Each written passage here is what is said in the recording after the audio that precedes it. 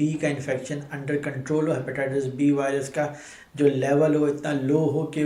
ایک تو یہ کہ آپ کی جگر کو بھی افیکٹ نہ کرے اور چانسز ٹرانسمیشن کے بھی دوسروں کو کم ہو۔ ایک چیز ضروری ہے میں جو آپ کو ایکسپلین کر دوں کہ جیسے کسی ماں کو اگر ہیپیٹائٹس بی انفیکشن ہے مگر وہ صرف کیریئر ہے، تو وہ جو کیریئر ہوتی ہے وہ ٹرانسمٹ کر سکتی ہے اپنے بچے کو یہ virus during time of birth. تو اسی لیے کہا جاتا ہے کہ جو برتھ سے پہلے اس کا ڈیورنگ پریگننسی پوری زیادہ تر دنیا میں جو ہے نا اس کے ہیپیٹائٹس بی کے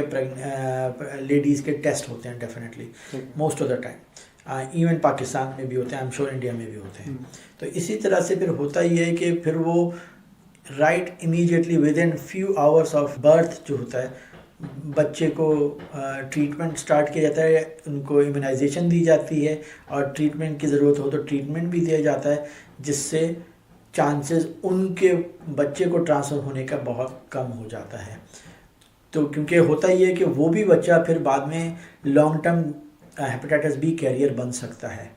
تو اس سے اس کو تو شاید زیادہ نقصان نہ ہو مگر دوسروں کو وہ پھر اسپریڈ آؤٹ کر سکتا ہے۔ تو اس لیے بہت ضروری ہے۔ اور دوسرا یہ ہوتا ہے کہ ہیپیٹائٹس بی کا ایک اور مسئلہ یہ ہے